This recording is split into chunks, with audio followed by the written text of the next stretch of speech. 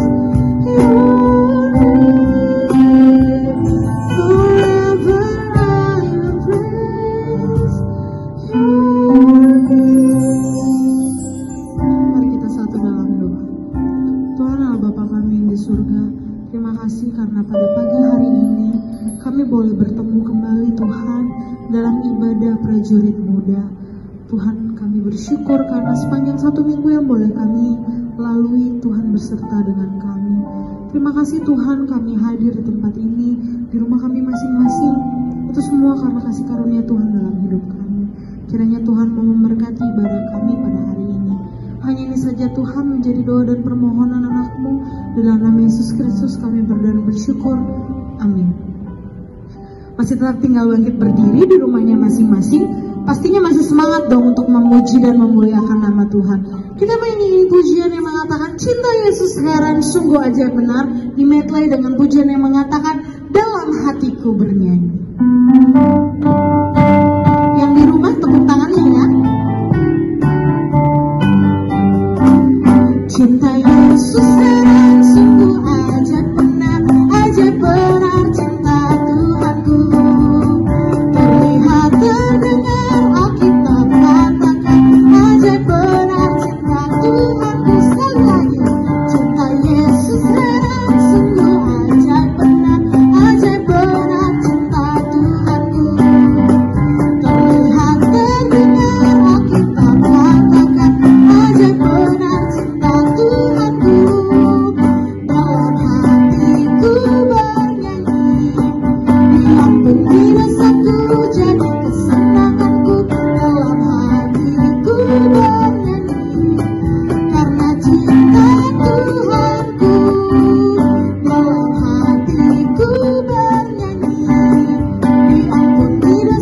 jadi kesenanganku dalam hatiku bernyanyi karena cinta Tuhanku. Kini tiba saatnya kita akan mendengarkan firman Tuhan. Kita mau mempersiapkan hati kita mau mempersiapkan pikiran kita untuk benar-benar sungguh-sungguh datang ke hadirat Tuhan. Kita nyanyiin pujian yang mengatakan, Roh Kudus, Roh Tuhan turun atasku.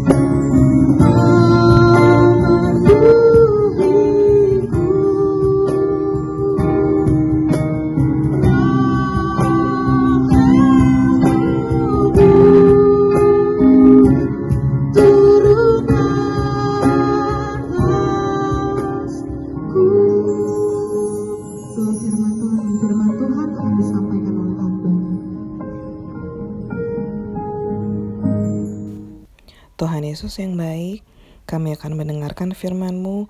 Berkati kami sehingga kami boleh mengerti maksud Tuhan melalui firman Tuhan yang akan kami dengar. Berkati hamba-Mu yang akan menyampaikan firman Tuhan pada pagi hari ini. Terpuji dan termulia Tuhan. Haleluya. Amin. Haleluya. Shalom.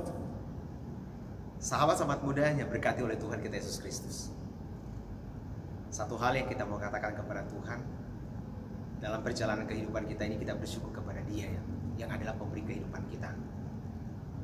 Kita tidak dapat berjalan sendiri tanpa Dia. Kalau kita mau berjalan sendiri, kehidupan kita akan sia-sia.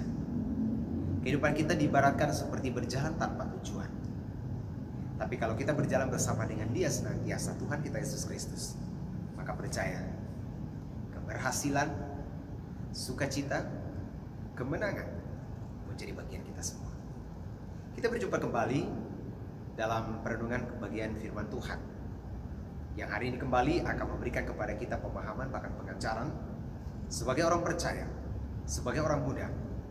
Kita harus tetap hidup di dalam jalan Tuhan. Saya mengajak kita orang-orang muda yang diberkati oleh Tuhan kita Yesus Kristus. Apa kata firman Tuhan dari Amsal 4 ayat ke-23? Amsal 4 ayat ke-23 dikatakan, jagalah hatimu dengan segala kewaspadaan, karena dari situlah terpancar kehidupan. Orang-orang muda yang diberkati oleh Tuhan kita Yesus Kristus. Tema kita hari ini adalah tips cara mencegah sakit hati. Siapapun kita, orang-orang muda, saya sendiri, tidak memandang golongan usia kita, siapakah kita di hadapan Tuhan, kita pasti merasakan yang namanya sakit hati. Apakah itu sakit hati dikarenakan oleh karena ada sesuatu hal yang menyakitkan kita sakit hati.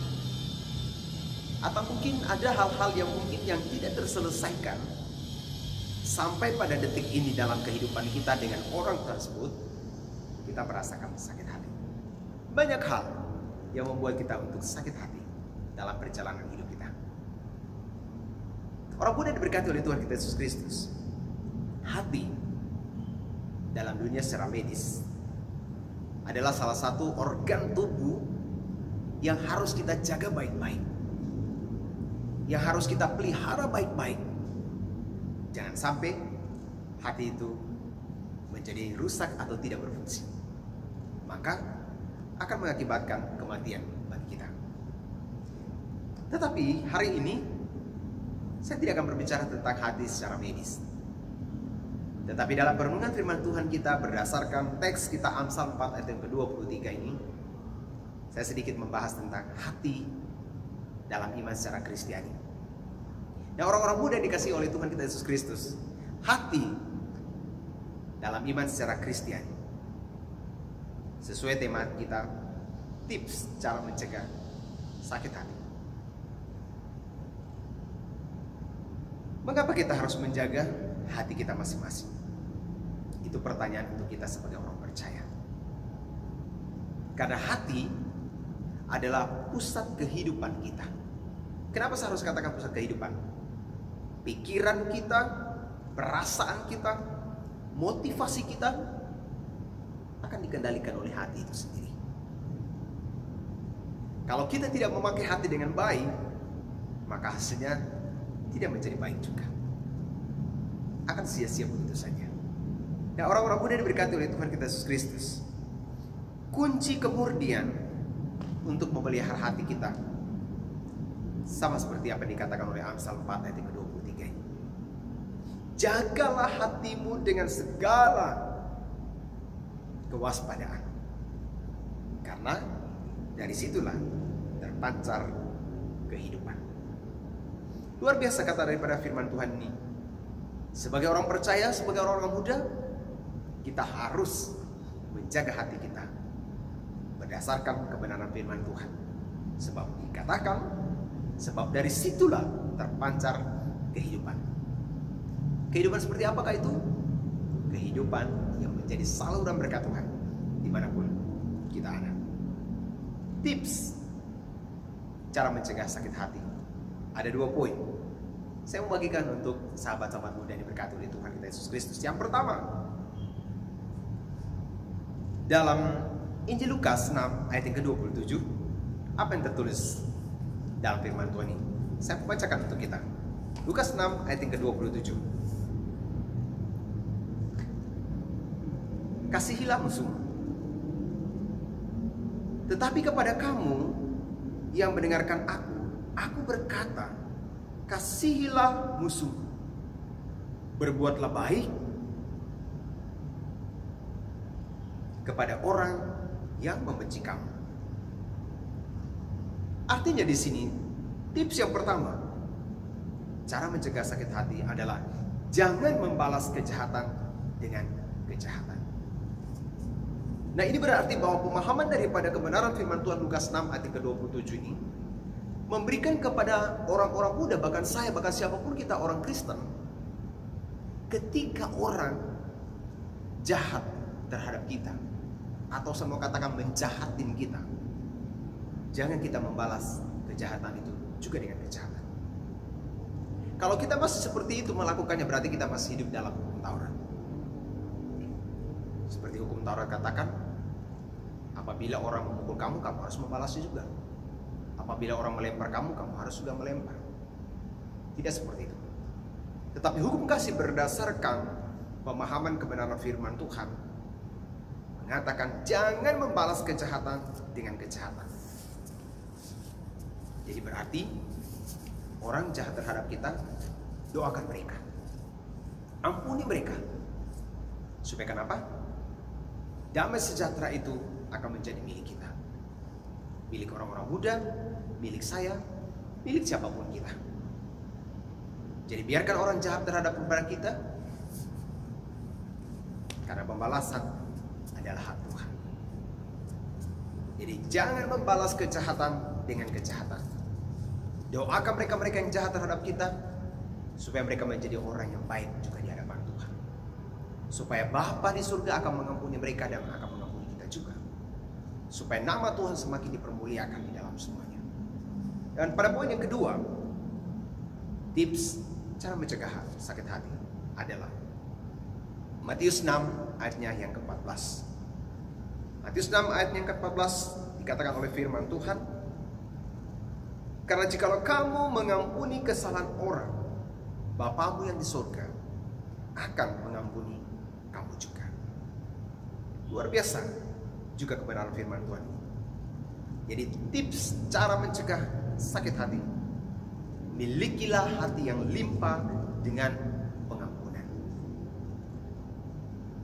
Jadi ketika orang jahat terhadap kita, ketika orang menyakiti hati kita, maka dikatakan oleh firman Tuhan di sini, limpahkan atau milikilah hati yang berlimpah dengan pengampunan. Berikan pengampunan itu kepada mereka, supaya kita pun akan diampuni oleh Bapa di surga. Kalau kita tidak mengampuni kesalahan mereka, Tuhan pun dikatakan dalam kebenaran Matius 6 ayat 14 ini tidak akan mengampuni kesalahan kita juga.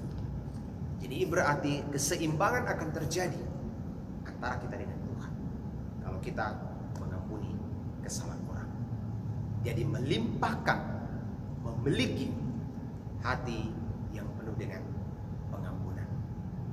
Saya yakin dan percaya ketika kita melakukan akan hal ini dalam kehidupan kita sebagai orang-orang muda, sebagai orang-orang percaya atau orang Kristen, percaya saja, damai dan sejahtera Tuhan senantiasa ada pada kita.